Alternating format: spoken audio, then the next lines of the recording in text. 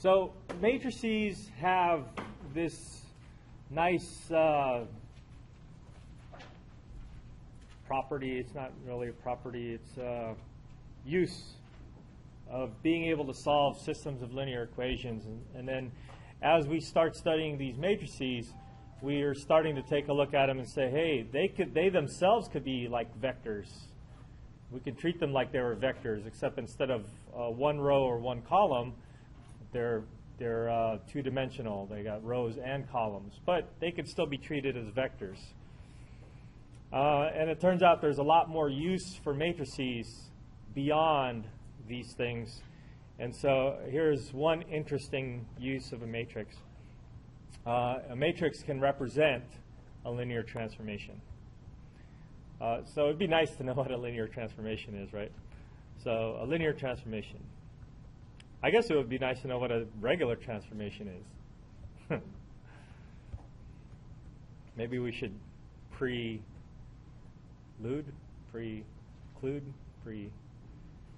Maybe we should say something before linear transformations and talk about transformations in general. So what is a transformation?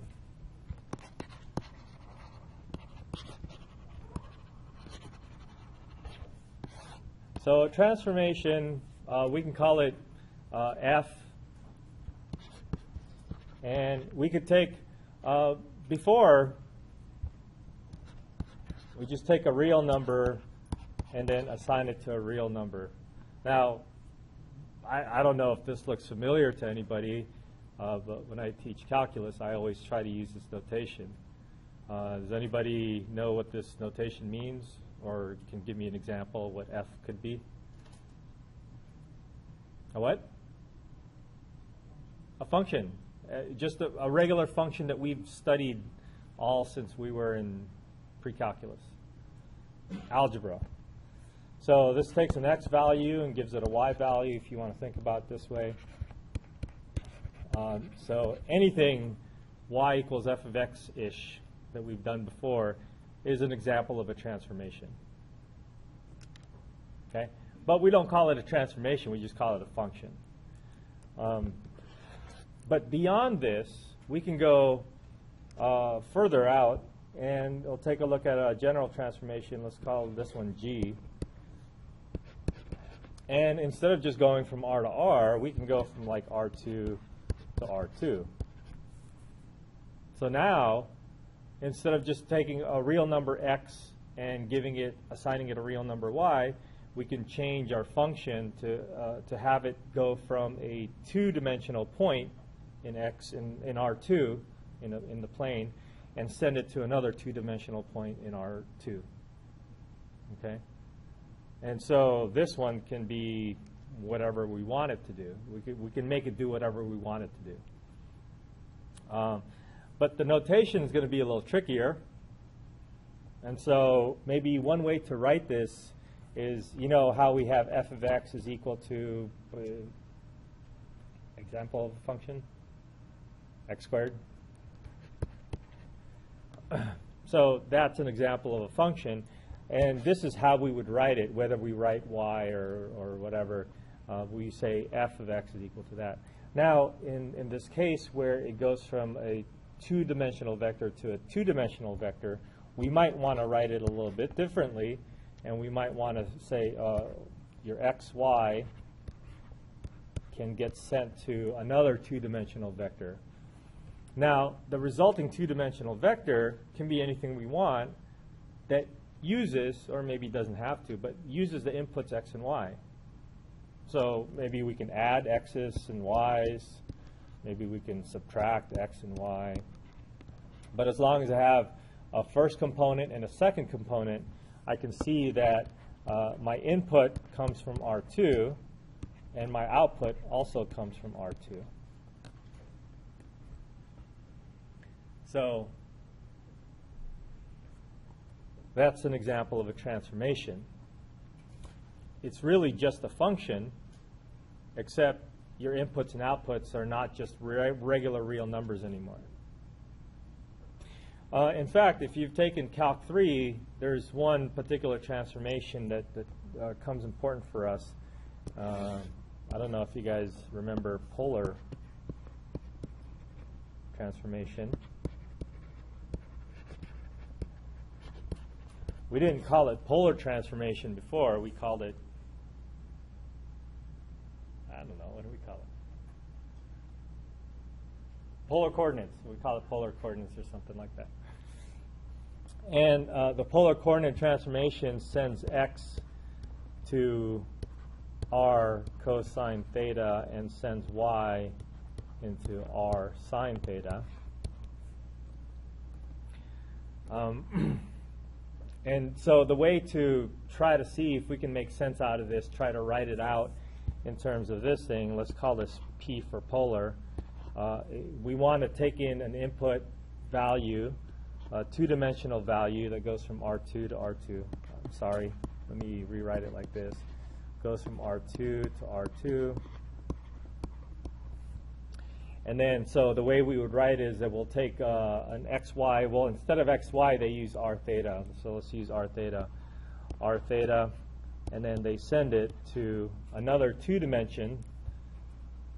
And the first component will be your x component, and we'll call it r cosine theta. And then your second component will be your y component. We'll call it r sine theta. So this is another example of a transformation. All right? Now, I found a way to do this in the graphing calculator program, so let's take a little detour and take a look at some graphs of things that might look interesting. This particular program allows me to look at two graphs side by side, and the prime here, instead of calling it x, if I just call it x, then I'm just drawing something on the xy plane. If I put a prime, it's going to give me a second xy plane to draw things on.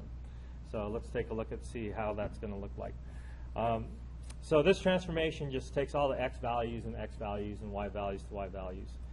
But what if we change the x values and we shifted the x over by 1? So let's add 1 to the x value. So that graph looks like it got shifted over here. Let's draw this in red or green or something else. I don't know if that made a difference. But this is a regular shift that we've studied before. And if we take a look at and graph a function like y is equal to x squared, we see that y is equal to x squared over here, but now it got shifted to y is equal to x squared. It got shifted to the right. Okay? Let's do something else with our transformation. This is a transformation over here. Let's put a negative in front of the y. What do you think will happen when you put a negative in front of the y? What? It'll reflect it down. And so here's your graph now. Here's your parabola that got reflected down. Pretty cool, huh? Transformation. Now we can combine them. The example that I gave was like x plus y and then x minus y. So that looks like it got rotated.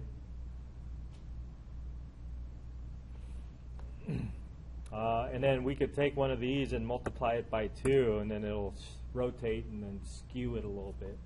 So there's a lot of neat things that can happen here. Now, polar coordinates, who's familiar with polar coordinates? So polar coordinates, what can you say about polar coordinates? R and theta. Anything else? R is the radius, theta is the angle. Anything else? It's what? It's fixed to the origin. Okay. I wanted somebody to say circles. Circles. Okay, circles, good. What? Those flower things.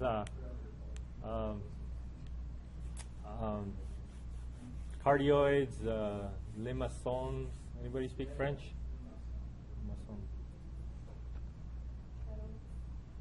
The 3-leaf petals closed. All right, well, I talked about the polar coordinates and graphing polar coordinates, so I don't have r and theta here, so I'm going to keep using x and y's. So I can use x cosine y instead of r cosine theta. And you'll see, let me take this out for a moment. What this is doing, it's taking the, I don't know if you can see the left-hand side, there's a grid, light blue grid, and it's taking that grid and transforming it according to the transformation. So an interesting thing to look at, instead of the, although this kind of looks cool, instead of looking at a parabola, let's look at a straight line, like a line r, x is r, x is r. Say r is equal to 1. And so that takes this line, r equals 1, and makes it into a circle. That's your transformation. How about if we draw a horizontal line, y is equal to 1.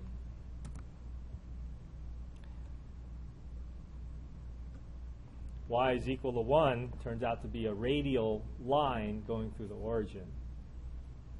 And so that's an interesting transformation, and that's, if you've taken Calc 3 or if you're planning to take Calc 3, idea of polar coordinates will be coming up for sure. And this is how lines get mapped to circles or radial distances and stuff like that through a transformation. This is a transformation. All right. Now back to our transformation discussion and continue to talk about transformation. I've given examples where you go from R2 to R2, starting with a regular function going from R to R. But realistically, you can go to different spaces if you want. What does that mean, different spaces? I don't know. Let's see. Maybe you can have another transformation, E, F, G, H. That goes from R2 to R3. You can have a transformation that goes from 2 dimensions to 3 dimensions. And how might this look like? Well, if we were to write something as an example, I would have my input values as something that comes from 2 dimensions, and I'll stick with x and y if we want, but you can use any letters you want. But what is important here is that the output is in R3. So what is important is that you will have space for 3 different components. And what those are, it can be anything you want, or depending on what the instructions are. So I can have a combination of these things. I can have one of them be equal to 0, or one of them be equal to a constant, but I can have whatever I want. So just as another example, these are all just examples, I can have x squared plus y, x minus y, and just x as an example. And so we could try to visualize this by plotting points. It's a little bit more difficult to visualize this, but if you imagine a plane, and then you take one point and then plot it in a 3-dimensional space, and then you keep doing that for a bunch of points in the plane onto your 3-dimensional space, then you'll get some idea of how this thing will eventually look like. It could be a surface, it could be a whole solid. It really kind of depends on what happens, how the transformation is defined. Okay? So that's a transformation in general. In this particular class, we're studying matrices, and we're talking about linear equations and linear combinations and stuff like that. So we will be, our main idea for today is to talk about linear transformations. So a linear transformation is a special kind of transformation. We can think about it as if it was just a regular transformation, but it's special in a sense that it has to satisfy 2 important conditions. So a transformation, a mapping, or a function from Rn to Rm is a rule that assigns to each vector in Rn a unique vector in Rm. So the domain of your transformation is in the first R space, Rn, and then the range, they call it a codomain, but different places call it different things. They call it image, they call it range, they call it codomain. So they call it a codomain is going to be something in Rm, wherever it outputs. So the notation for this would be a T, since that's the name of the transformation here, and then a colon, and then you put the domain, which means the input values come from here. So depending on what n is, that tells you what kind of vector it is. Is it a 2 vector, a 3 vector, a 5 vector, or whatever? And then your output is your codomain, or your range.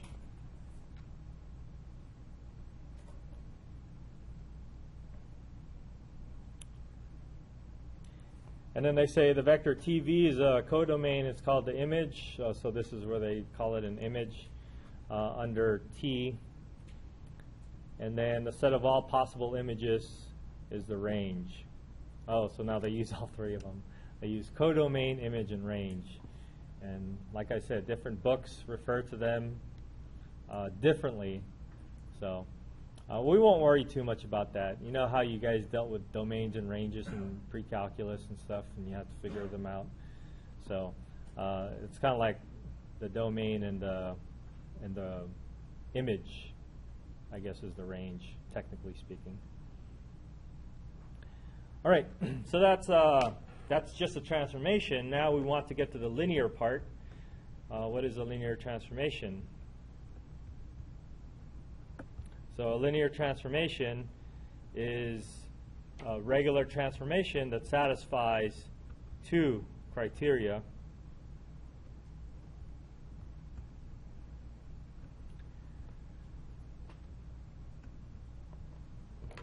So they say, when you say these things, that they say they preserve something. So what did they preserve? So the transformation of a sum is the sum of the transformation. So it preserves the sum. The transformation of a scalar multiple is a scalar multiple of the transformation. They preserve scalar multiplication.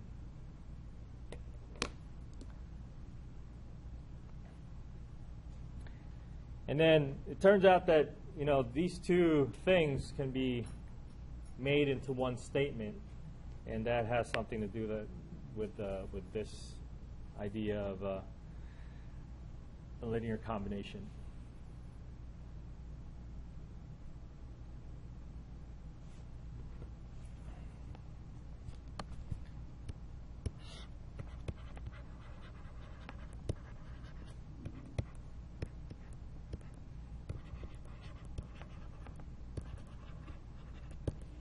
So the first statement says it preserves addition. The second statement says it preserves scalar multiplication.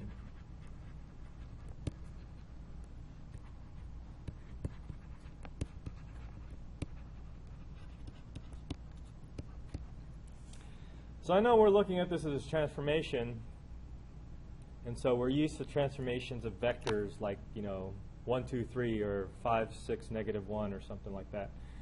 Those are like 3 vectors, examples of vectors. But when we talked about subspaces, vectors and vector spaces and subspaces, I also mentioned that there's other vector spaces around. It's not just, you know, these things with components, points or vectors.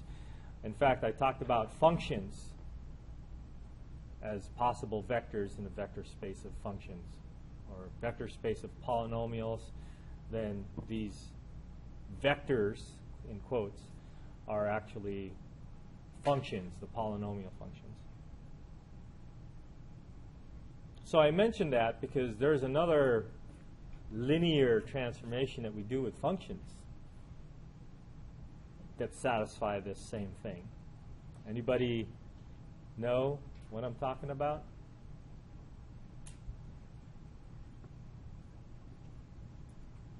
Anybody know what I just said? Let's see if I can say it again. If we consider functions like polynomials, like e to the x, like sines and cosines, if we consider functions as vectors, there's two transformations that you guys know really well that are linear transformations. They satisfy these two things. Anybody know what those transformations are that I'm talking about?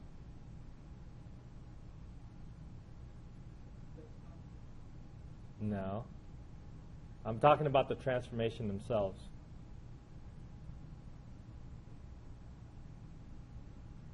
What? No, not spans or linear combinations. Okay, I'll just tell you.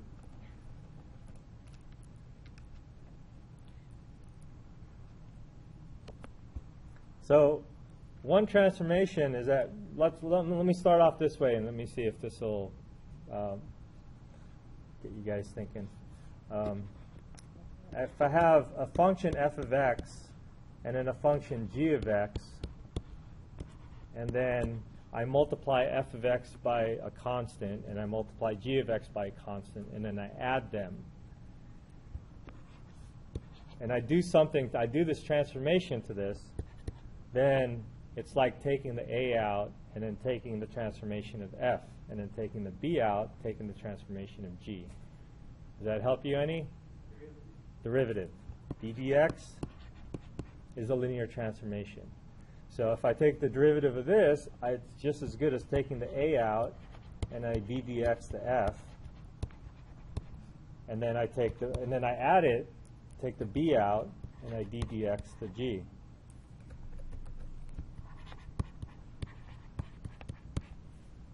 That's a linear transformation. Your derivative that you've been doing for so many years now is an example of a linear transformation.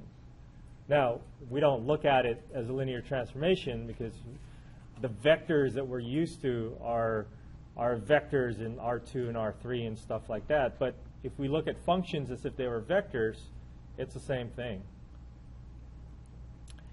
And there's another one. Guess what it is?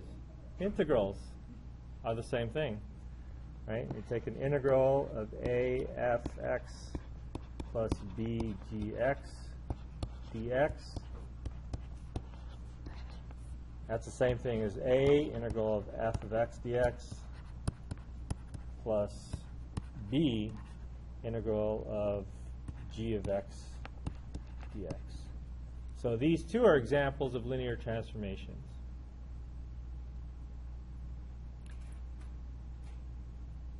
So if you're not a math major, then this probably won't matter much. But if you are a math major, then when you study vector spaces, you're going to go beyond the idea of just looking at vectors with components. You're going to look at vectors like functions as vectors, and then you'll study those vector spaces as well, and then you'll look at this and say, hey, that's a linear transformation. All right.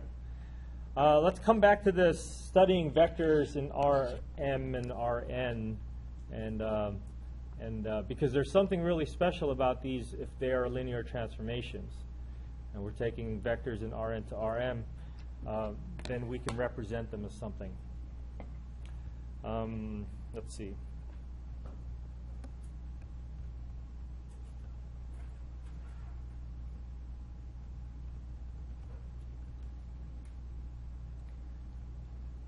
All right, here's our first theorem.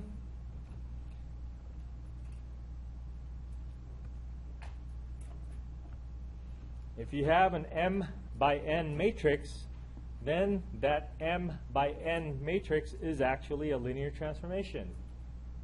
Oh, that's cool. Really? Sure. Let's see.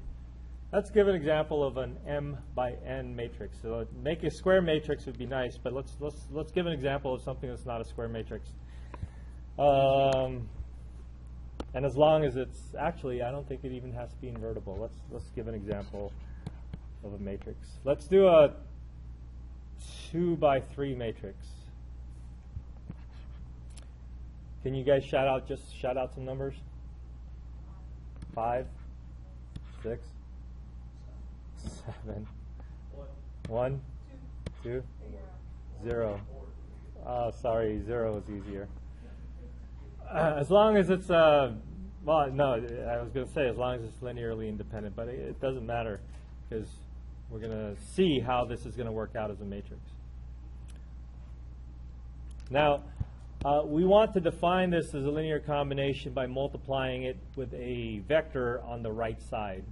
And the vector on the right side, if we're going to multiply this with a vector on the right side, what can you tell me about that size of that vector on the right side that we need to multiply it by? In other words, I want AX, and so I want 5, 6, 7, 1, 2, 0 times a vector here. Now, I need this is a, let me give you some sizes. This is either a 2 by 1 or a 1 by 2, 3 by 1 or a 1 by 3. Which one of those is it? 2 by 1, right? So A is a 2 by 3 matrix. Oh, it's not a 2 by 1. So I have a 2 by 3 matrix, and I need this to be something with a 1 in it. It has to be a 3 by 1, right, for this multiplication to make sense. So 3 by 1.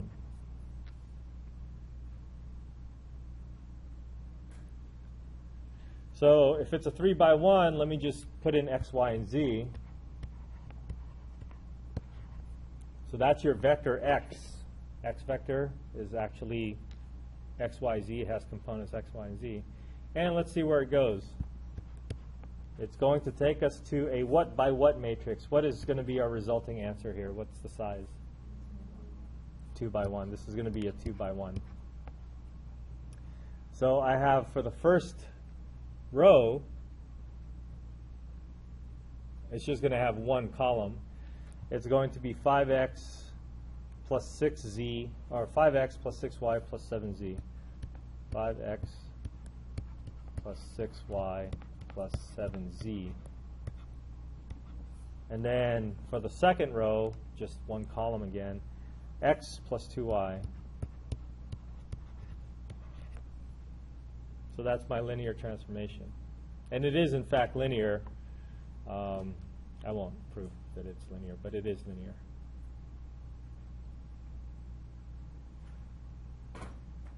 So according to this example over here, this is my input. Maybe I should put it up on top. And this is my output. Where is my input coming from? What's the domain of my input? The domain of my input is in 3D, so I'll say that my vector is from R3, and what's my output? It's in 2 dimensions, so it must be coming from, it must be going to R2.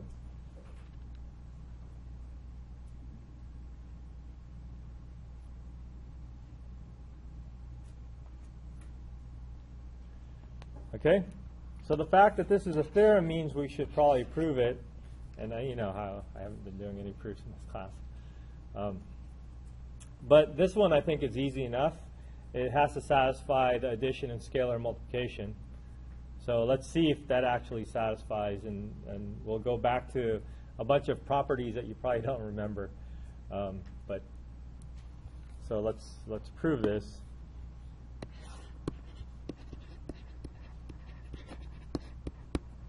And the way to prove this is to take your vector x, instead of calling it x, let's find a linear combination. It has to satisfy the addition. We could do this in 2 different steps, or we could do it in 1 step. I think I'll do it in 2 steps. First, it has to satisfy the addition. So if I have 2 vectors, x and y, and I add them, and then I applied a matrix to them, then it should be equal to ax plus by.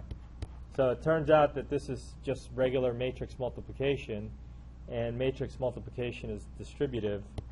So that's ax plus ay.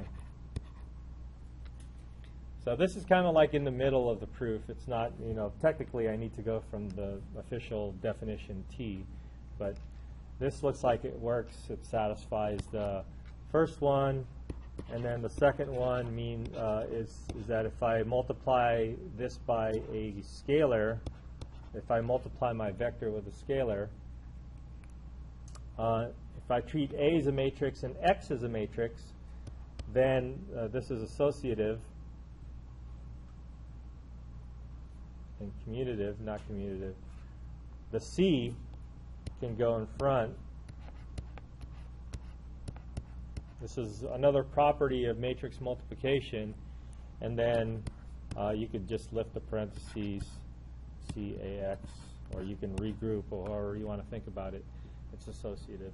So there's those properties that we looked at some time ago that we thought we would never use, and really you would never use them unless you're proving things, and here's a time when you would use those properties. So it satisfies both conditions of linearity, so this is a linear transformation. Questions? All right, let's continue on with more stuff.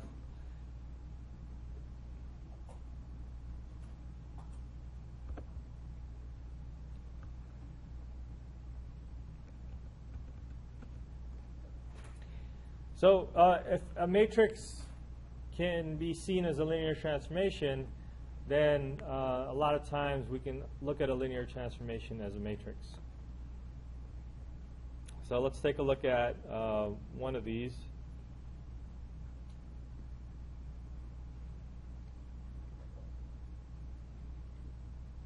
I don't know, 3, 4, 5, or 6? Anyone? 4.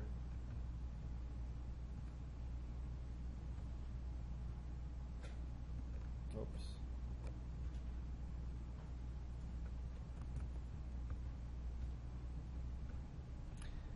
So let's do a couple of things. Let's first show that this is a linear transformation.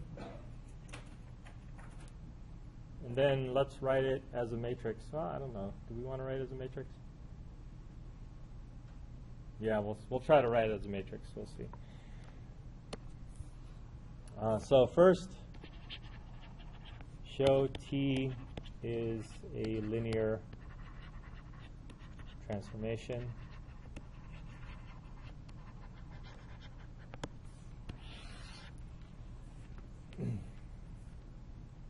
So this one is going to be a little bit more cumbersome, but it's going to be working out the same way. So we're going to take the transformation of the sum of two vectors, and we want to be as arbitrary as possible. So let's say instead of xy, I'm going to call it x1, y1, because I'm going to want another vector xy, but this time I'll put subscripts of 2 there. So I have two vectors that I'm adding. So initially, think about it as you're adding these two vectors first, and then you're going to put it into this transformation. So let's do that. Let's add the vectors first. x1 plus x2, y1 plus y2. So this may seem tedious, but this is the process of proving that something is a linear combination. Now, according to this right-hand side, your output will be putting your x value, and you have to realize that x1 plus x2 is one whole x value. You're going to put that x value in wherever you see an x. So I'm going to say x1 plus x2. And then whatever that y is, let's look at the y in a minute, but let me just focus on the x and where the x is supposed to go. So wherever I see an x, I'm going to put an x1 plus x2.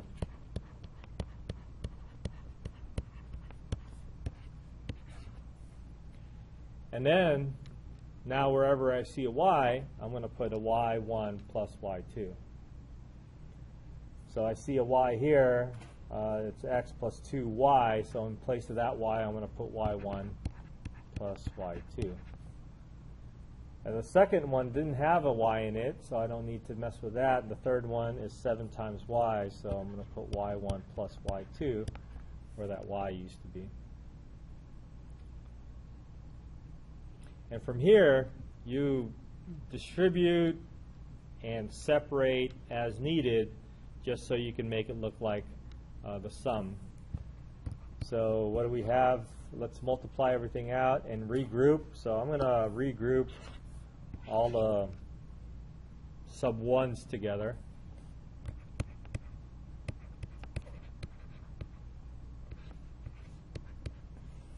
And then I'm going to regroup all the sub 2s together.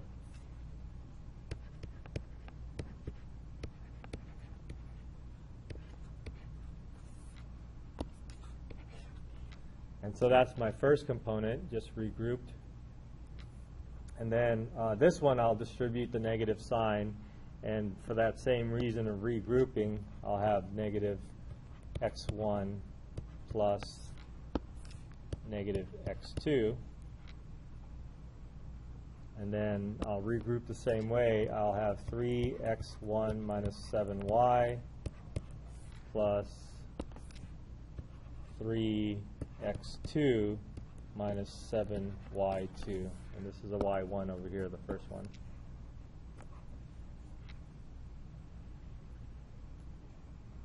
So now that they're color-coded, I can just cut them right in half and separate this as if I was adding two vectors. X1 plus 2y2, negative x1, 3x1 minus 7y1, plus x2 plus 2y2, negative x2, 3x2 minus 7y2. Boy, this is longer than I thought. But the result is this thing, this first vector here is a transformation as if we had put an x1, y1 in. So that's a transformation as if we had put x1 and y1 into your inputs. Plus, and then a second one looks like it's the exact same transformation as if we had put x2 and y2 in.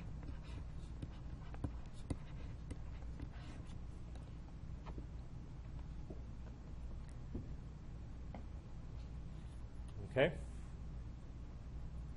So we went from this expression to this expression, and with all these equal signs, we can just say that this is equal to that. So addition is preserved.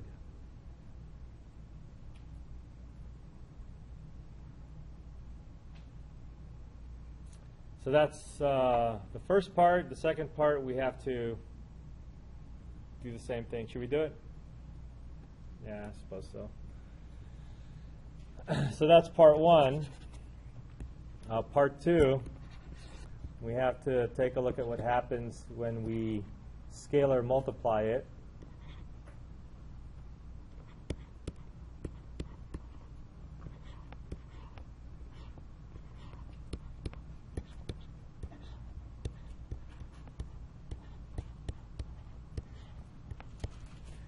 And so what we do is, I don't need the sub ones here. Sorry. Let's just call it x and y.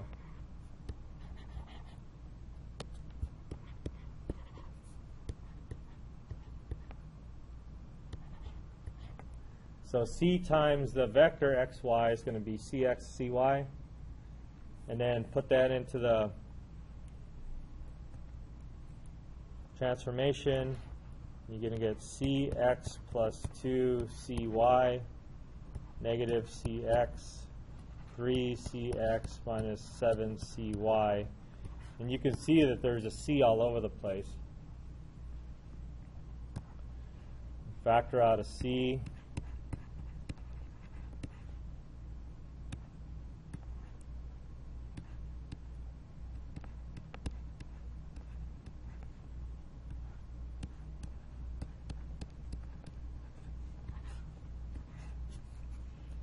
And then each element in your vector is being multiplied by a c, so you could just take all that out.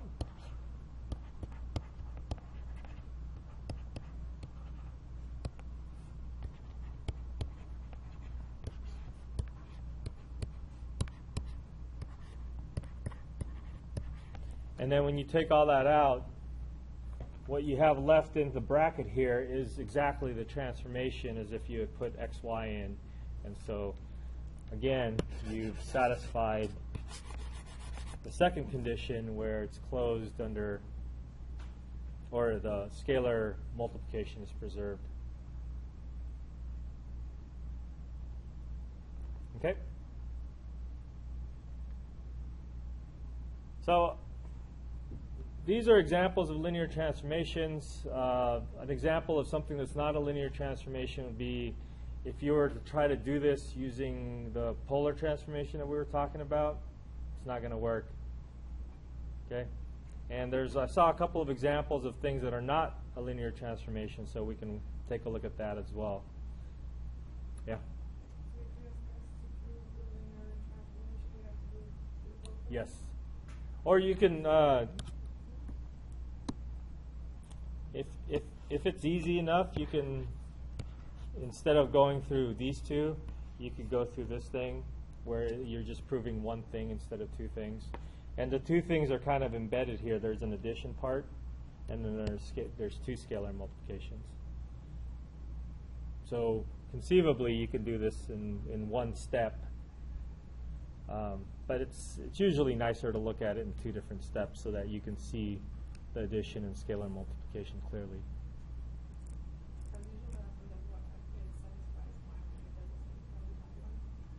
Yeah. Usually when things like that happens, it usually doesn't satisfy either one. But there are cases where it satisfies one but not the other that I can't think of right now. All right. So let me take a quick look at one that doesn't work out. Any of these ones, 7, 8, 9, 10. Actually, 10 is a linear combination. No, maybe not. Let's pick one. 7, 8, 9, or 10. 9. Whoops.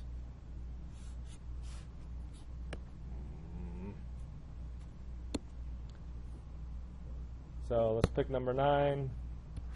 To show that this is not a linear transformation. So let's try the addition.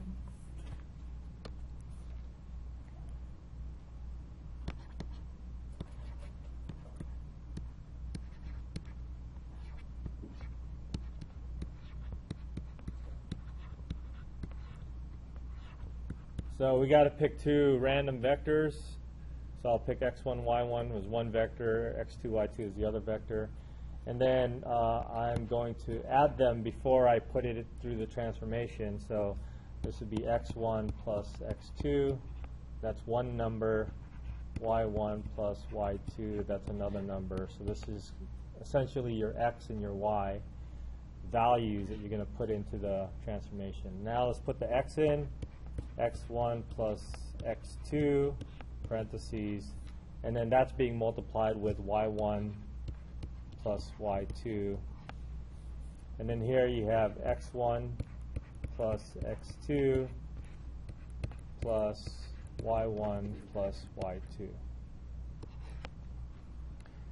Now our key is to try to separate all the x1s and y1s, put that together, and x2s and y2s and put that together, because I want to separate this into two different transformations. Now, the bottom one, the second row, seems easy enough. You got x1 plus y1 plus x2 plus y2. So that's separated nice and easy. But the top one has an issue. I have to FOIL this out, right? So I have x1, y1,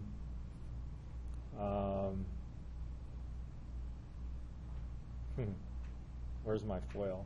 Oh, outside. Plus x1, y2 plus y1, x2 plus y1, y2, x2.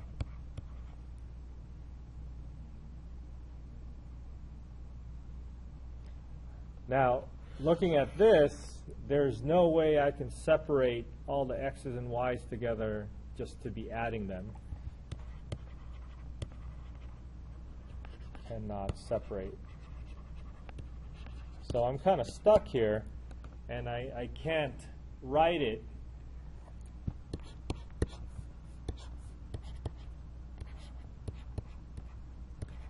My goal was to try to write it like this into two separate transformations, where the x1 and y1 are together, and the x2 and the y2s are together. But I can't separate, I can't do anything with that first component into splitting it up. So I'm stuck, and this is all I can do. Okay? So this transformation might be a regular transformation, but it's certainly not linear.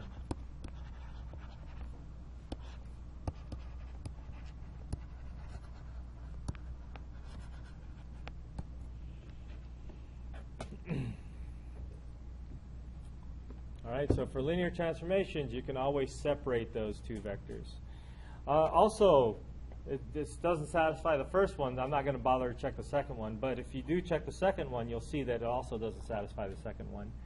If you put c in for x, if you multiply this by c, you're going to have cx and cy, and when you factor out the c, you don't factor it out, you kind of group it together, you're going to get c squared for the top one, and that's going to get you stuck as well. So this is not going to satisfy either of those, so this is not a linear transformation. Yeah, when you see a multiplication in there, when you see the x and the y being multiplied together, there's a good chance that it's not going to be linear. Division. So it looks like all these examples here, when you square it, when you start using sines and cosines, definitely that's out. So anything that does something to the function does something weird. And this is another one, a tricky one. It looks like it's just a 1 in there, right? You're just adding 1 and you're just subtracting 1. How can that not be linear? But the 1 over here does play a part into making it not linear. So you should try it out. Hey, that's a good test question. I already wrote the test, so. All right. What's this?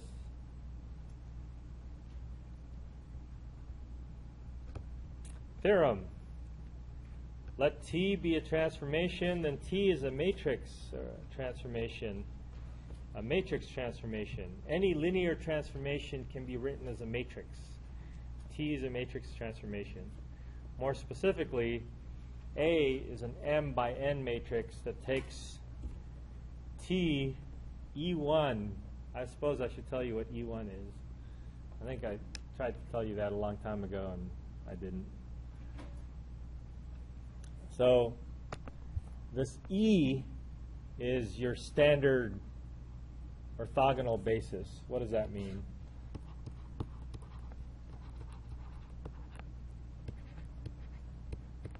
A couple examples should do. So E1 and E2 are like your special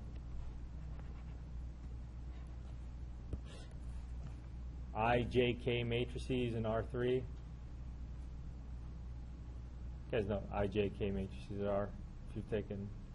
Yeah, so those are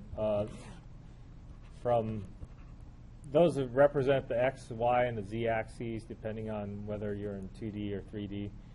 So here are just a couple of examples. In R2, it's that. In R3, E1 is equal to a 3 vector, 1, 0, 0. And E2 is equal to 0, 1, 0. And E3 is equal to 0, 0, 1. Now, they don't just say IJK here because we're talking about vector spaces that are any arbitrary size. So if you're in R15, then you have 15 of these vectors. It would be 1, 0, 0, 0, 0, 0, 0. And then the second one would be 0, 1, 0, 0, 0, 0, 0, 0, all the way up to 15, etc. So they just write it like that. What does this mean? Ah.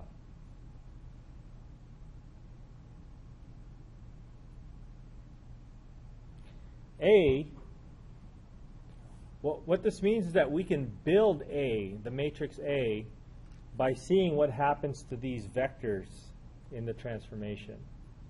So let's pick a simple transformation. Let's pick the transformation that we did in the graphing calculator. T xy is equal to x plus y and then x minus y. That's a linear transformation. Let's just agree on that. It's a linear transformation. We can prove it, but we're not going to. So this is a linear transformation. And what we want to do is we want to see what happens to our vectors, our standard vectors. So n is the domain space. In this case, n is equal to 2. And then your range space, well, in this particular example, is also a 2 vector.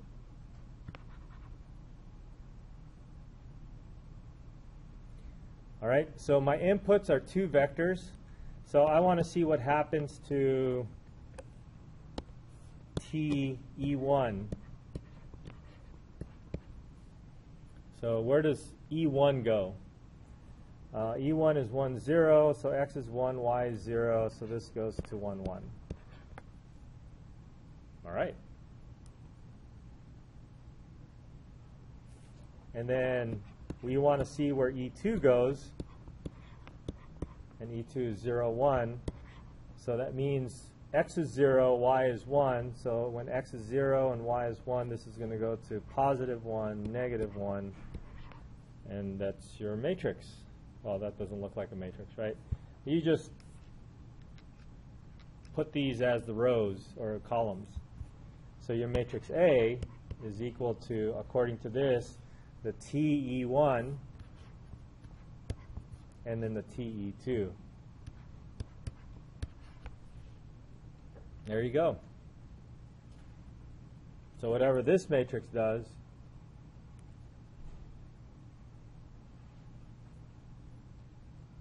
it's going to be the same thing that the transformation does.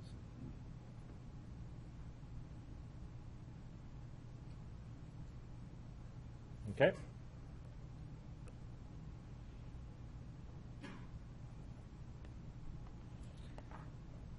Any questions?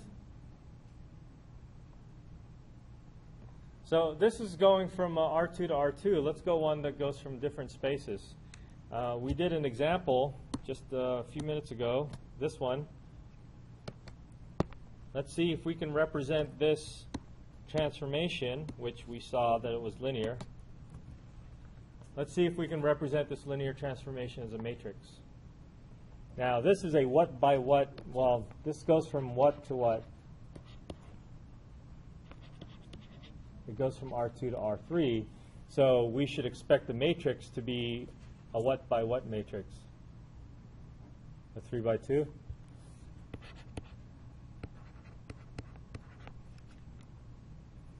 Right? M by N?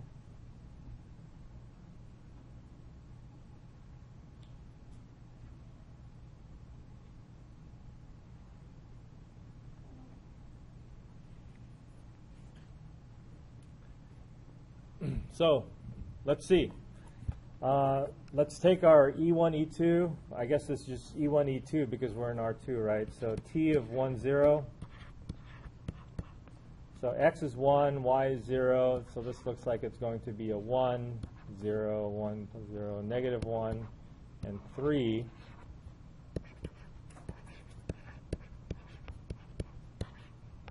And then when we put 0 in for x and 1 in for y, we're going to get a 2, a 0, and a minus 7.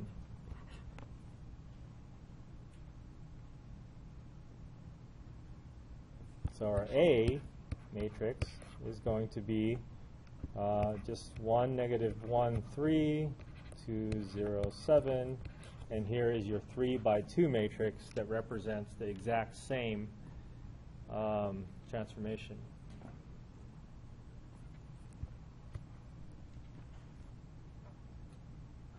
Okay? That means if I put an xy here,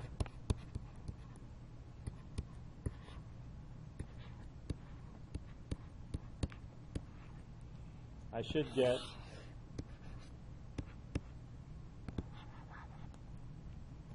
this vector, the output vector. Okay? So you should try that. You put 1, 2, negative 1, 0, 3, negative 7, multiply that with xy, you should get the exact same thing.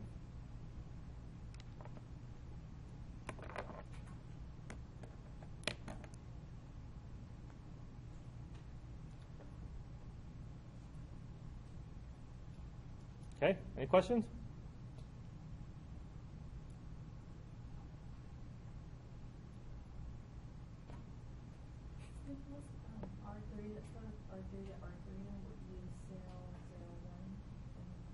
Yeah, so if we're going from R3 to R3, we would use 1, 0, 0, 0, 1, 0, 0, 0, 1, and then you'll have 3 of those.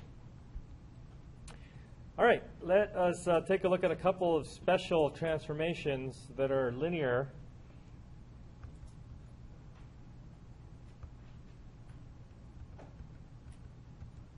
When I say couple, I mean 3.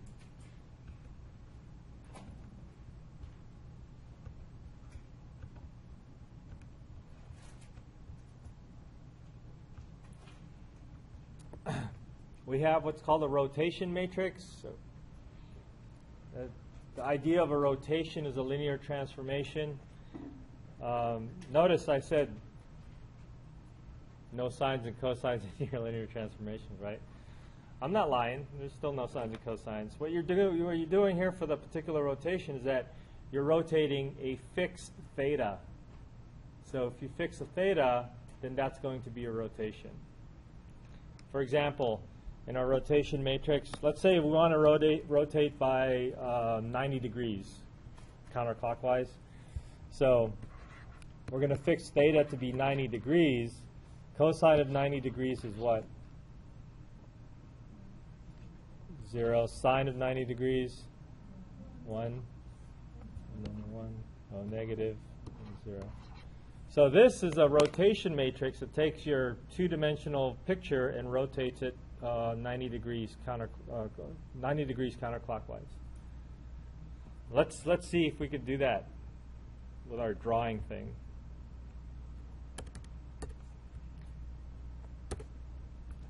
So what I'm going to do is I'm going to make a matrix here.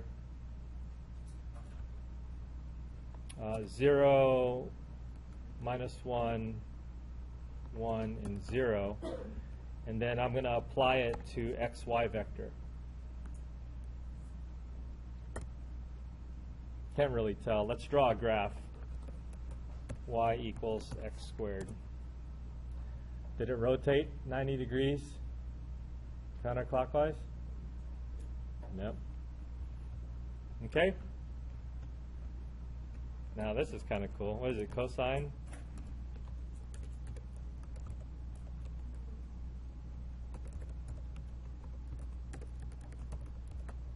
Minus.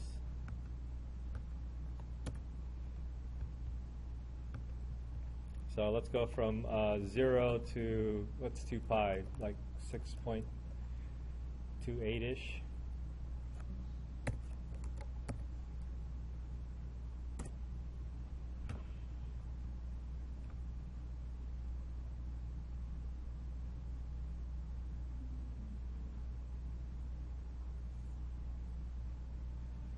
So you can have it rotate according to whatever angle you put in, and each time you fix an angle, you're fixing, in this case, the angle is 4.02 radians, and so at 4.02 radians, this is how your transformation happens. Okay, so this is a way to do a rotation. And so they use this a lot in graphics and, you know, the Pixar stuff that you guys see. That's way more complicated now. But in computer graphics, to be able to take a look at something and rotate it around a fixed point, they use these transformations all the time. So if you ask a computer graphics person, what does 0, -1, 1, 0 mean to you? They'll say, oh, it's a 90-degree rotation. I don't know if that's what they'll say. But all right, so there's a couple more transformations that I wasn't able to talk about, but you guys can look that up and do the homework assignments accordingly, and then hopefully that'll get you going. Dan?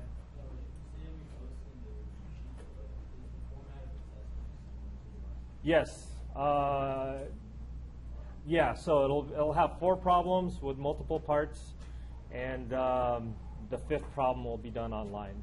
So it'll be similar. I'll lay out an outline exactly what's going to be expected for each problem. Any other questions? All right.